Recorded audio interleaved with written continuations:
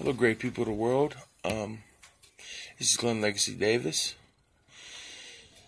Right now, I'd like to reach out to you and hopefully give you a motivational speech that is brilliant to help you out through your life. This one here is called My Legacy, and it's yours too. So whatever legacy you have, I want you to understand that you can get through it one way or the other. I want you to know that back when I was 1 year, 9 months, we'll go way back. We'll take this way back. 1 year, 9 months, my mother had constantly laid me in bed, recited nursery rhymes after nursery rhymes, and at that point, 1 year and 9 months, I had went up to my grandpa's house and recited the whole thing. He said, Helen. This boy just 1 year and 9 months can't even walk, said before mom and dad. I heard before, what was it, mom or dad, one of the two. I rehearsed the whole nursery rhyme. Now, this was recorded on a Maxell tape in 1979, at 1 year and 9 months. She had showed me this tape and played it for me as a baby. Now, I want to go further. Now, okay, I want you to know that my first recollection, even before that, the first thing I remember was the way somebody held a pen. I don't know who it was, my grandma, I don't know who was holding the pen. But I had this sense of infatuation over it. This sort of euphoric feeling about this pen.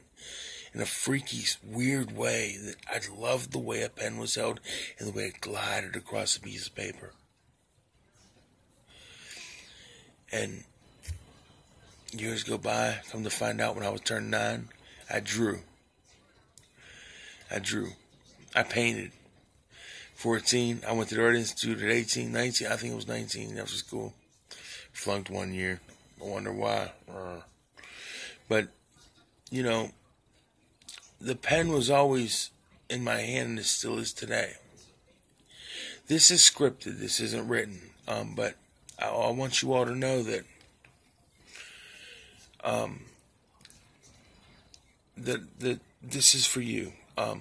Go back to your earliest memory. Who are you? What do you think what's your talents? Find talent. Find artwork. Find what you are. And now we're going to take it to first grade. So I'll go to first grade.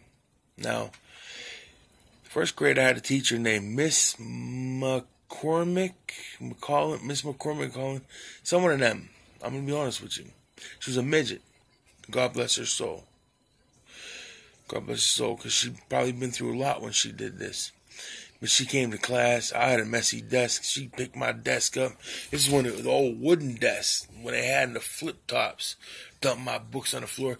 Your desk messy, in front of all my friends and our classmates.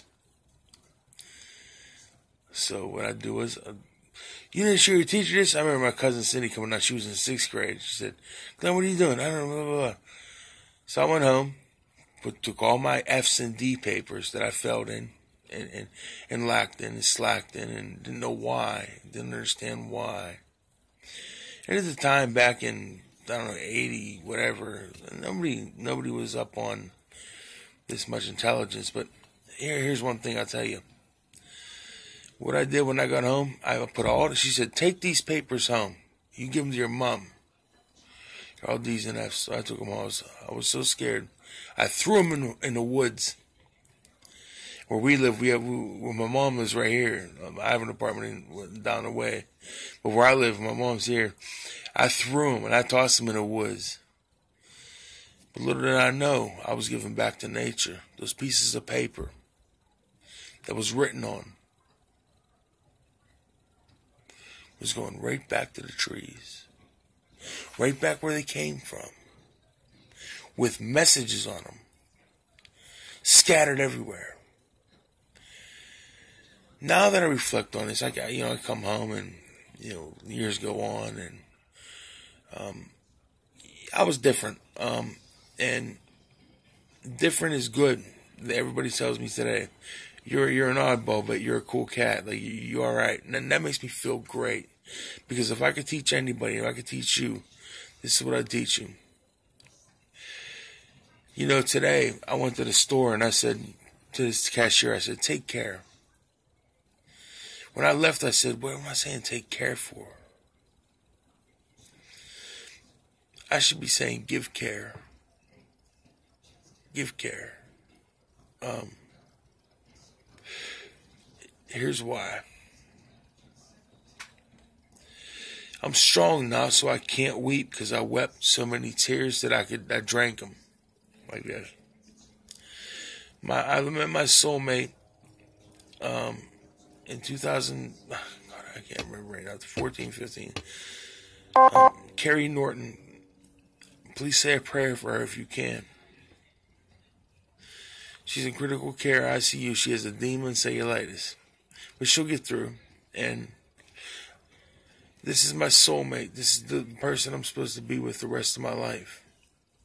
Now the doctor had said when she comes home, take care of her.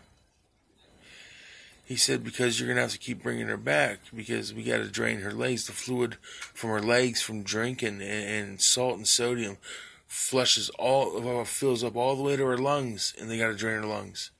And this is going to periodically happen because her immune system is terribly weak. But I love her to death, and I'll never leave my woman. Never leave my woman. Because this is my soulmate. And I want to tell you one last thing. If this is something I have, you have a gift. For Christmas, you have a gift period. You ever have a gift? You toss the bow. You rip away the paper. And you admire what's inside and use it well. But did you ever read the card?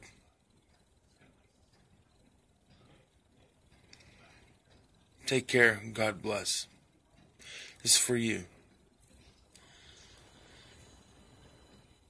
Much love, peace, and unity.